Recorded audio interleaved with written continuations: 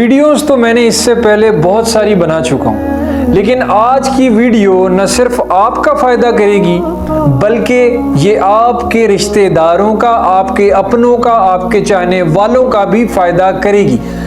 یقیناً مجھے اس بات کی امید ہے کہ آج جو دعائیں میں آپ لوگوں کو بتانے جا رہا ہوں، یہ ایک normal person, normal human being, ایک عام آدمی کی زندگی کے بہت سارے مسئلے حل کرتی ہیں یہ ساری دعائیں۔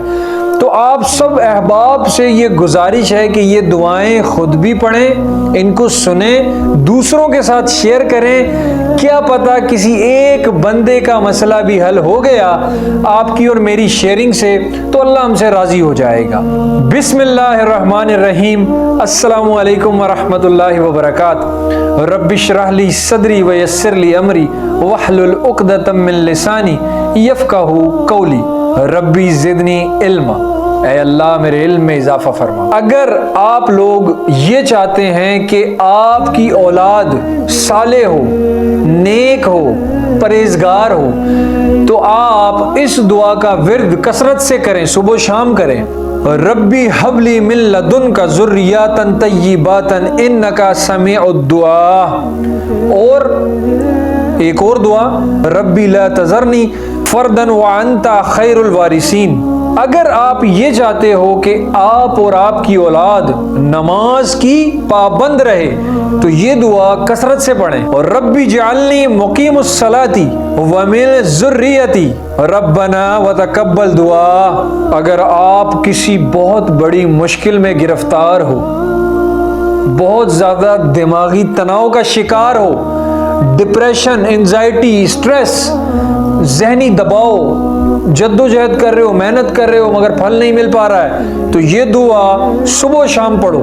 حسبی اللہ لا الہ الا ہوا علیہ توکلت وہو رب العرش العظیم۔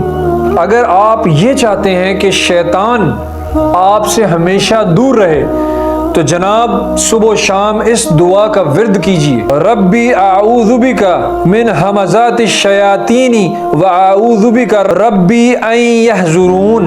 اور اس کے ساتھ ہی اگر آپ پریشان ہو تو یہ دعا بھی آپ نے ضرور پڑھنی ہے۔ انما اشکو بثی وحزنی الی اللہ۔ اگر آپ کو اس بات کا خوف ہے کہ آپ کا دل گمراہ ہو سکتا ہے، گناہوں کے پیچھے جا سکتا ہے، تو آپ نے یہ دعا کا ورد کرنا ہے صبح شام۔ ربنا لا تزغ قلوبنا بعد اذ ہدیتنا وہب لنا من لدنک رحمۃ انک انت الوہاب۔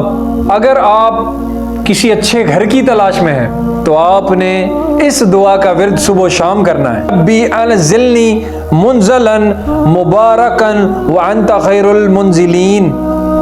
اگر آپ جہنم کی آگ سے ڈرتے ہیں، یقیناً ہر مسلمان کو ڈرنا بھی چاہیے، تو آپ یہ دعا پڑھیں، اللہ رب العزت یہ آگ کا عذاب، جہنم کی آگ کا عذاب آپ کی طرف سے پھیر دے گا انشاءاللہ۔ ربنا اصرف عنا عذاب جہنم ان عذابها کان غراما۔